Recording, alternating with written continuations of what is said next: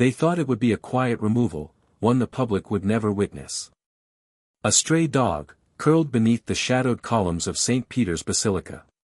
An inconvenience. An intrusion. To the Vatican guards, it was merely a matter of protocol. An animal could not remain where the sacred met the sublime. They moved quickly, unseen by most. Their intent was cold, efficient. But someone was watching. Pope Leo XIV, father to millions, but servant to the smallest. Heard of the act, and what he did next, did not merely stop the guards. It stopped time itself beneath the ancient dome. For what he ordered, no one, no bishop, no cardinal, no journalist, could have imagined. But before we begin this story of confrontation, conscience, and compassion, tell us, where in the world are you watching from today? If you care about unseen souls in a world full of noise, this story is for you. Subscribe now, or tell us below why you choose not to. Pope Leo XIV. Born Cardinal Francesco Leone, was no stranger to the silent spaces of the poor and forgotten. Before he ever wore the fisherman's ring, before the crimson robes and formal titles, there were the dim alleys of Palermo. There, where the city's sheen ended, he had spent 3 winters ministering to abandoned children. He had walked streets that smelled of salt and sorrow, where the eyes of orphans taught him truths no catechism could fully convey. In those winters, he learned this. The smallest life is still sacred.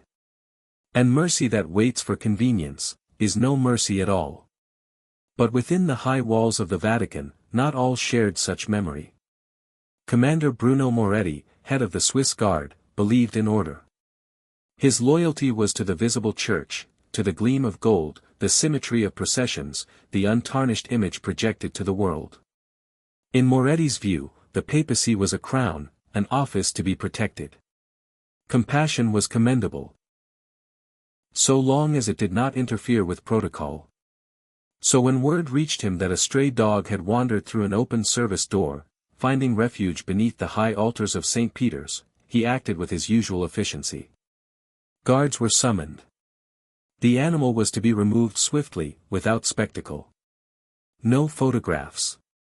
No incident. But one whispered report reached another, until it reached a small chapel where Pope Leo knelt alone before a simple wooden crucifix. A young seminarian, voice trembling, dared to interrupt, "Your Holiness, there is a matter beneath the altar." The Pope looked up. He listened. And then, without ceremony, without entourage, he rose. "Take me to him," he said simply. It was then that the tide of this small story turned, towards something none present would forget. Would you have let the dog be removed, or waited to see why God might have allowed it there? Subscribe now, or tell us below why this truth unsettles you. The sun had scarcely crowned the horizon when the great basilica stirred to life. Candles flickered beneath statues worn smooth by centuries of reverence. The scent of incense clung to the stone like memory. Amid this sacred hush, a discordant presence quivered beneath the farthest pew. It was no beast of grandeur. No noble hound bred for courts or kings. It was a thin, trembling creature, fur matted with rain, ribs pressed against skin, a tail curled beneath its own frailty. A dog without lineage, without claim. Without a voice in the grand register of men. The guards encircled it with practiced movements, boots echoing on marble, hands ready to seize and silence. In their midst stood Commander Bruno Moretti, spine rigid, uniform immaculate, gaze fixed upon the approaching figure of Pope Leo XIV. The Pope had not come with fanfare. No courtiers, no announcement. Just a man in white, his eyes shadowed by thought. Moretti approached swiftly, voice clipped with authority. "Your Holiness, an intrusion. For sanitation and security, we must act." The Pope's gaze drifted past him, to the small creature crouched in terror, eyes wide beneath centuries of sculpted saints. And his voice came soft, yet steady, "Intrusion, Commander? Or opportunity?" A flicker of irritation crossed Moretti's face. This was not the moment for riddles. With respect. We cannot permit this chaos in sacred space, he pressed, gestures sharp as the polished steel at his side. But the Pope stood unmoved. His eyes seemed to see beyond marble, beyond ceremony. Is it chaos, or a parable we do not yet understand? The words hung in the air, a question that did not seek an answer, but revealed a blindness instead. Around them, the early staff stood frozen. Whispers rose and stilled. For all eyes now turned. Not upon the dog, but upon this widening divide between law and love.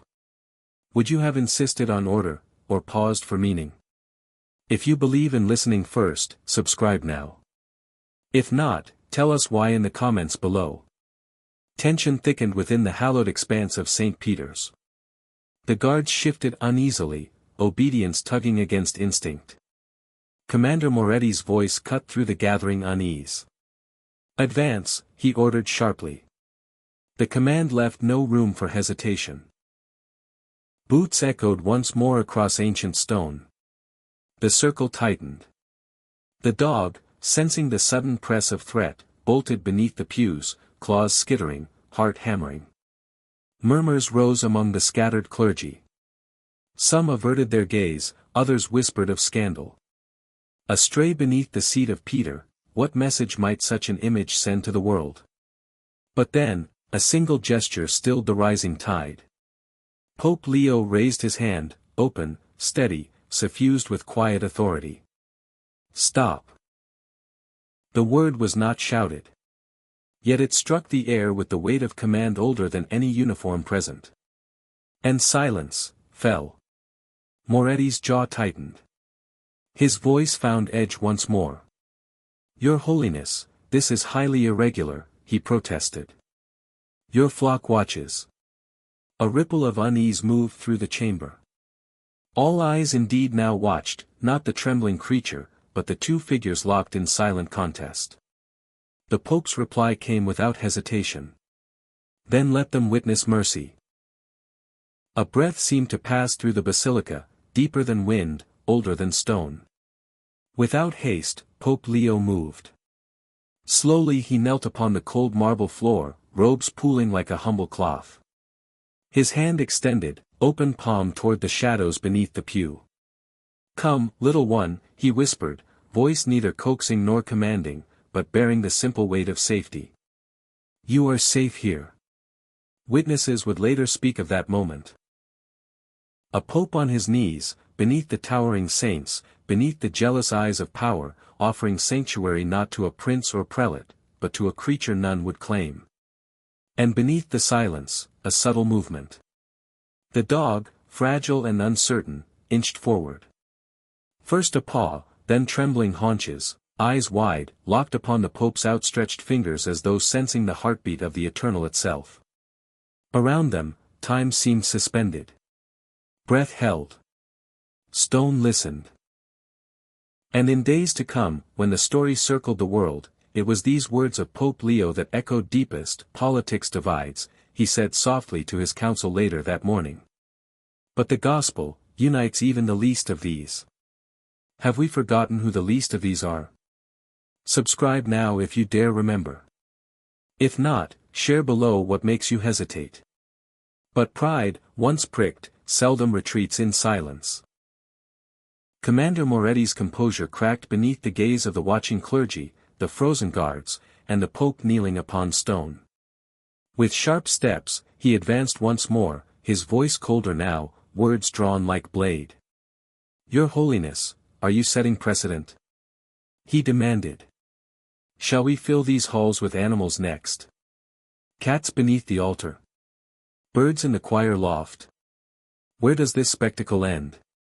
The question hung heavy, meant to wound, to shame, to turn sentiment back upon itself. But Pope Leo rose slowly, not in anger, but in unassailable calm. His white cassock whispered against marble as he stood, shoulders neither bowed nor bristling. His voice, when it came, bore the weight of years the commander could not match. I have held dying children in my arms, Commander, he said softly. In alleyways where no one dared go. In rooms where hope had long since fled. Was it precedent, or compassion? The words fell like stones into the well of the chamber. Each syllable echoing in hearts unready to receive them. Moretti opened his mouth, but no words came. The Pope's gaze, gentle yet unwavering, met his fully. You call it naive to protect the innocent. He continued. I call it sacred. A stillness descended deeper than silence itself. The kind of stillness where choices take root. And then, in a single motion, the Pope turned. He faced the gathered clergy, their eyes wide with the tremor of conscience. If any here believe this life unworthy of sanctuary, Pope Leo declared, voice ringing clear beneath the great dome, speak now. The words cleaved the air, an invitation laced with the weight of eternity. And no voice rose. Not from the jeweled mouths of cardinals. Not from the trembling lips of priests. Not from the rigid line of guards whose hands now hung limp at their sides. For in that moment, beneath the vaulted heavens, there stood not a stray dog, but a mirror held to the soul of the Church itself. Would you have spoken against the Pope, or knelt beside him? Subscribe now if you would choose mercy. If not, tell us why below. For a moment, no one moved. Beneath the solemn faces of saints cast in stone, beneath the painted eyes of martyrs gazing down from frescoed heavens, flesh and blood remained frozen. Then, slowly, Pope Leo turned from the silent clergy and faced the wider assembly. His voice did not rise. It did not need to. Each word, deliberate as the ticking of the ancient Vatican clocks, landed with the force of unspoken judgment. You confuse order with righteousness, he began, the cadence of his speech weaving past rank and robe alike. Engagement with endorsement. Duty with love. The weight of the moment pressed into the marrow of those present. No one dared shift, nor shuffle, nor clear their throat. To break the silence now was to reveal one's soul. The Pope's gaze moved deliberately from face to face, not as a ruler surveying subjects, but as a shepherd seeking lost sheep. Why, he asked, voice softer now, yet piercing, does defending the vulnerable disturb you? Are our hearts so guarded, so petrified beneath layers of custom and caution, that even a creature of God finds no refuge here? The words rippled through the chamber like a stone cast upon still water, the circles of conviction spreading wider with each breath. The guards who had moments ago stood firm, ready to act, now stood frozen, their spears angled downward, their eyes lowered. And before them, at the center of this ancient theater of faith, Commander Moretti, whose will had moments before seemed unbending, found his gaze falter. He could not meet the Pope's eyes. Not now. Not in this light. For a heartbeat, perhaps two, the great Basilica echoed with a silence no choir could match, the silence of conscience. And then the Pope spoke once more. No flourish. No decree embellished in pomp. Just the simple clarity of compassion made law. Henceforth, Pope Leo declared, this dog shall remain. The air itself seemed to draw tighter, breath caught in the throats of cardinals and guards alike. And it shall remind us daily, he continued, eyes unwavering, voice unshaken, that compassion is not selective. Not here. Not in this house of the Lord. A stunned murmur spread like wind among the pillars. It carried to the corners of the vast nave, where shadows whispered, and unseen ears strained to hear. And though not a single voice rose to dissent, nor did a single heart untouched by pride fail to tremble. Does compassion offend you? If not, subscribe now. If it does, tell us below why your heart remains closed. Later that day, beneath the quiet hush of a Vatican council room where centuries of doctrine had been debated and decrees had been signed, Pope Leo XIV addressed his closest advisors. The air was still. The recent events weighed upon the minds of those gathered, cardinals in crimson, bishops in black, and Moretti himself, whose uniform no longer seemed as rigid as it once had. The Pope stood without preamble. No scroll before him. No prepared address. Only the unguarded conviction of a heart made clear. This was not about a dog, he began, voice soft, yet carrying to every corner of the room. It was about whether we remember the gospel we preach, not in marble, but in flesh and blood. A pause. No one stirred. Not in doctrines, he continued, eyes scanning the faces before him, but in deeds. Some eyes lowered. Others glistened. For what is a church that adorns its altars with gold, yet offers no corner of refuge to the least of these? His words hung in the air, heavier than any ancient edict. This is the world we must build, the Pope said softly. As though speaking not only to those in the room, but to every heart beyond its walls. One where no life is beneath dignity. Not the poor. Not the wounded. Not the stray. A silence of assent followed, deeper than any chorus of amen. And so it was that the small creature, no longer stray, no longer unnamed, became an unlikely teacher within the heart of Christendom. Each morning thereafter, beneath the towering vaults of St. Peter's, as the faithful came to kneel and the powerful came to posture, a humble presence remained, fur still patchy, eyes still wide, but now wrapped in a peace the world could neither give nor take away. For sometimes, it is not the crowned or the cloaked who remind us of the kingdom of heaven, but the meek who dwell at its very door. Would you help build such a world? If so, subscribe now to Faith Hidden Stories. If not, be honest, tell us below what holds you back. And now, I ask you, what would you have done, if you had stood in that sacred hall on that morning of still breath and trembling pause? Would you have called for order, in the name of decorum? Would you have shielded custom, beneath the banner of dignity? Or would you have knelt, beneath marble and stained glass, and reached for compassion? Remember this, in the economy of heaven, it is not the loud who lead. It is not the mighty who teach. It is the quiet, whose mercy speaks louder than command. Our world does not need louder voices. It needs quieter souls, steady enough to see the face of Christ in the forgotten, and bold enough to act upon it. May we all seek truth with humble hearts. May we all remember, it is not the greatness of the deed, but the greatness of the love behind it, that heaven weighs. And may this story awaken something long forgotten within you, something the world would have you silence.